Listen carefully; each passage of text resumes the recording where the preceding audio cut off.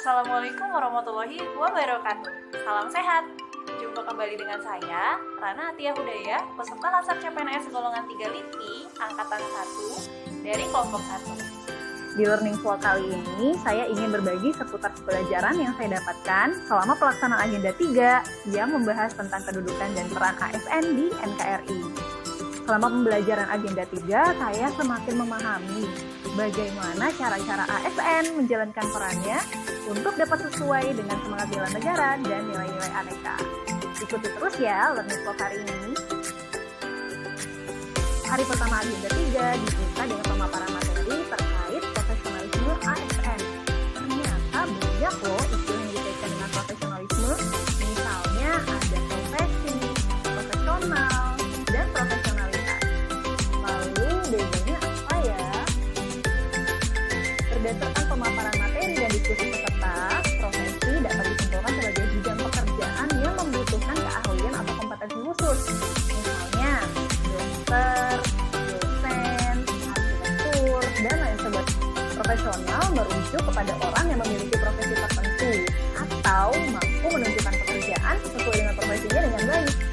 Nah, biasanya seseorang yang profesional ini sudah punya pengalaman dan terlatih dalam bidang profesi yang dimilikinya. Berikutnya ada profesionalitas. Sebetulnya profesionalitas dan profesionalisme ini memiliki kemiripan makna. Apabila disimpulkan adalah mutu atau kualitas dan kemampuan dan sikap seseorang dalam bidang profesinya. Jadi ada kombinasi nih antara kompetensi yang dikuasai, etika, tanggung jawab, dan karakter dari individu itu sendiri. Kalau begitu, bagaimana ya caranya untuk menjadi seorang ASN yang memiliki profesionalisme? Untuk menumbuhkan profesionalisme, seorang ASN harus mampu memahami motivasi kerjanya. Motivasi kerja ASN pastinya harus didasari dengan semangat bela negara untuk mengabdi bagi bangsa dan negara. Dengan motivasi yang kuat, profesionalisme seorang ASN terhadap bidang profesinya akan dapat ditingkatkan. Selain motivasi dari dalam diri, profesionalisme dapat juga dibangun dengan program-program pengembangan kompetensi. Sesuai dengan Undang-Undang Nomor 5 Tahun 2014, seorang ASN berhak memperoleh kesempatan dalam pengembangan kompetensi sesuai bidang dan kinerjanya. Sebagai abdi negara, ASN akan dinilai kecakapannya dalam memenuhi fungsi sebagai pelaksana kebijakan, pemberi layanan, serta perekat dan pemersatu bangsa, terutama oleh masyarakat. Untuk itu, profesionalisme dalam diri ASN harus senantiasa ditingkatkan agar dapat memenuhi fungsi-fungsi tadi dengan baik sesuai dengan amanat.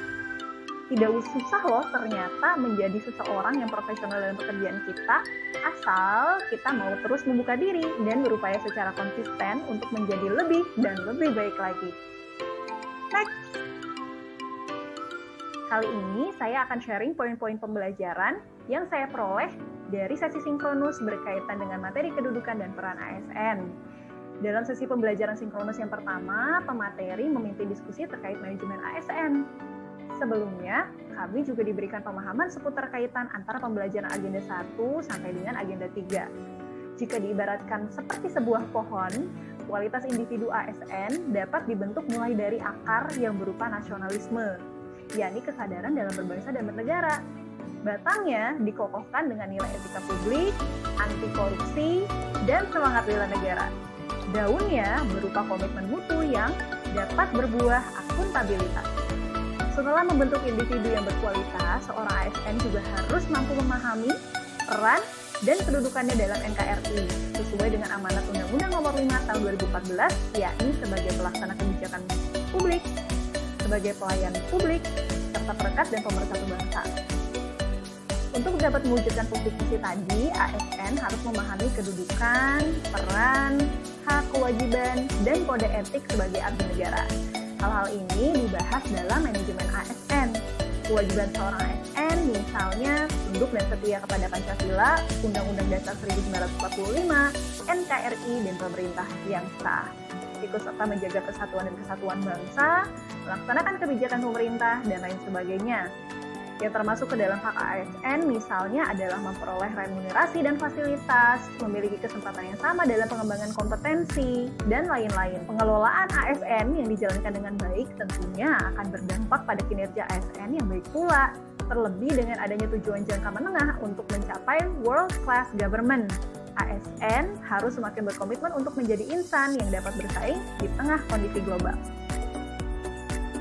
Di sesi yang kedua, pembahasan difokuskan kepada materi pelayanan publik.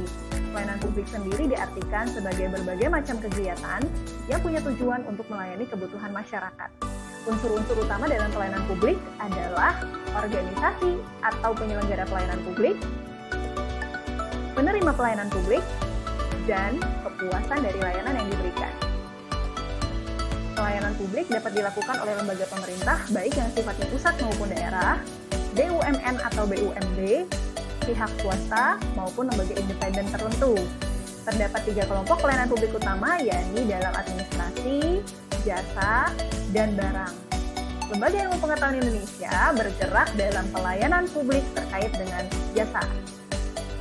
Pastinya, sebagai aktor pemberi pelayanan utama bagi masyarakat, aparatur sipil negara dituntut untuk selalu menghasilkan layanan yang prima, dengan memegang prinsip-prinsip seperti keadilan, transparansi, non-diskriminatif, mudah, efektif, dan efisien, untuk senantiasa menghasilkan kepuasan yang maksimal. Praktik pelayanan publik yang baik oleh ASN dapat dilihat dari kemampuan ASN untuk berperilaku sesuai etika dalam segala situasi. Menurut saya pribadi, yang terpenting dalam memberikan layanan publik bagi seorang ASN adalah ketulusan dan keikhlasan untuk dapat bermanfaat bagi masyarakat.